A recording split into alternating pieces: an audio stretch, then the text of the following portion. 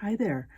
I wanted to demonstrate how to needle turn applique for someone who's left-handed, which is what I am. I am a left-handed person. So we'll start with a quilter's knot. Most people know, I guess, who've been working in quilting and know all about this. I loved learning how to do a quilter's knot.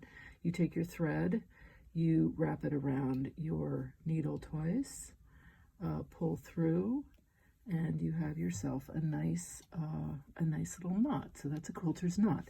Now here I've cut out a little random sort of leaf-like shape, and I'm going to put it right here next to my other leaves that I've needle turned down.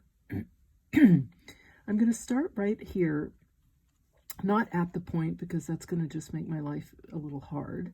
I'm going to just finger press it right there.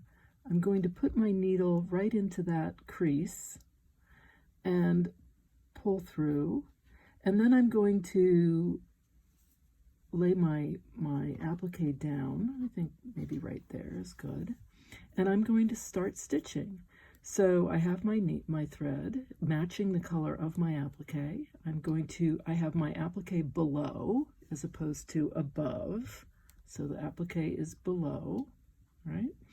And for me, it helps to think of this as ABC, which is applique A, below B, C, going clockwise, stitching clockwise. So ABC, applique below, stitch clockwise.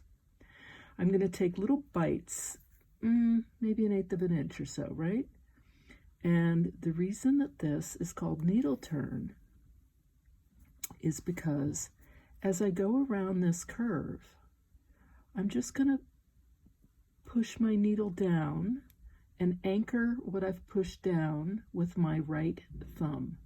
And then I'm going to stitch, I'm going to come up, I'm going to go down, I'm going to stitch, and as the curve, you'll find, as the curve gets a little more, a sharper curve, a more extreme curve, you'll want to take a bite, turn, bite, stitch,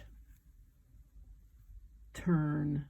This is a more gentle curve. It's not a circle, say, or something that has a more sharper, a more extreme curve to it. So it's actually quite a bit easier, but it helps me to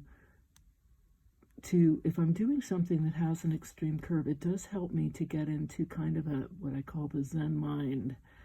I just get very focused and I go slowly, and I don't worry about going quickly, which is what usually causes me the problems with this needle turn applique.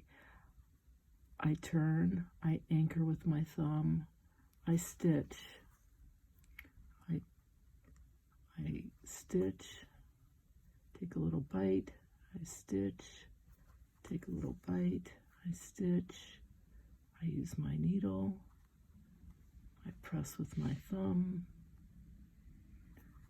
I stitch, poke myself in the thumb, I stitch. Poking yourself in the thumb is definitely an optional move that you don't necessarily want to repeat. Then, so here we go, and I'm going to get to the point, and when I get to this point, you'll see what I'm going to do. My stitches are going to get a little bit closer together. So here's my point. I'm going to go in, and then I'm going to come up just about exactly where I came out. I'm going to turn, so applique below, and I'm going to take my needle and I'm just going to do that with it. Pull my thread like that. I'm going to take a little bite. I'm going to go right into that point, and then I'm going to turn again. Stitch, little bite, well, anchor, little bite. Now, one of the things that I was doing as a left-handed person was I was trying to find other people who were left-handed to show me how to do this, and there just wasn't that much out there. So so I was talking to my friend Sue Spargo, who's a wonderful artist and a teacher.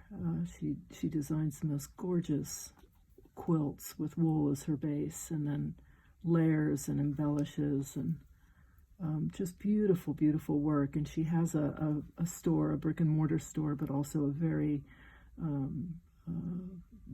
big online business as well. She dyes her own wools. This is one of her wools. She has her own line of threads. Just beautiful work. If you don't know of her, you really should go to her website, suspargo.com. Any case, I told Sue, I was really struggling with needle turn, and she said, well, show me what you're doing. And so I did. And she said, well, you're doing your needle turn as though you're right-handed, but with your left hand. And so I was doing it this way and trying to stitch this way, and it was just not working. And so she showed me to turn it and to do it the way I'm doing it now. And that was it for me. It just, everything fell into place. So I thought, well, I'm going to do a video showing people how to do this, because it's so much easier when you finally have someone show you. And I just couldn't figure out what everyone was going on about with needle turn appliques. It just seemed impossible. And people were, I see such gorgeous work, and people would say, oh yes, needle turn applique. And I think, well, there's no way I'm going to be able to do that. So here I am, and I am by no means am I someone I haven't been doing this that long. So with time and practice, it just keeps getting, I keep getting better and learning little tricks along the way. So here we go, and we're coming up to the point here.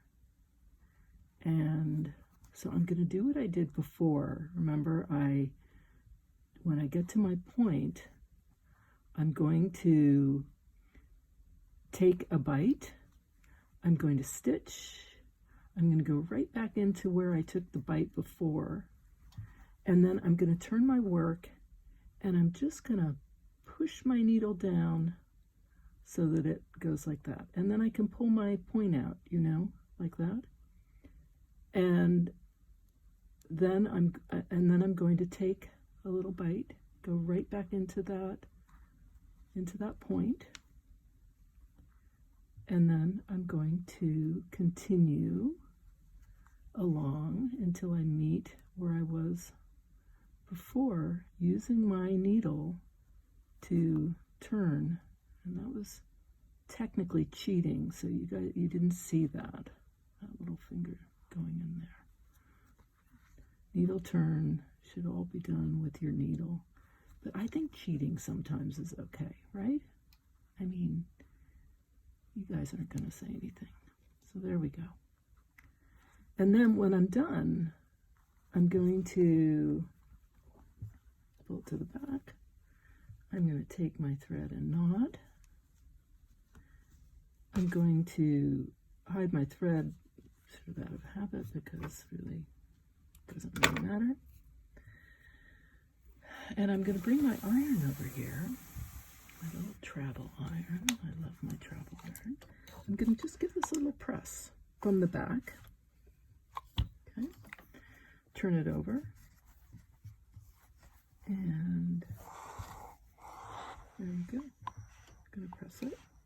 Now, as you can see, I embellish, and this is what Sue does, and these are her beautiful eleganza threads that she variegated.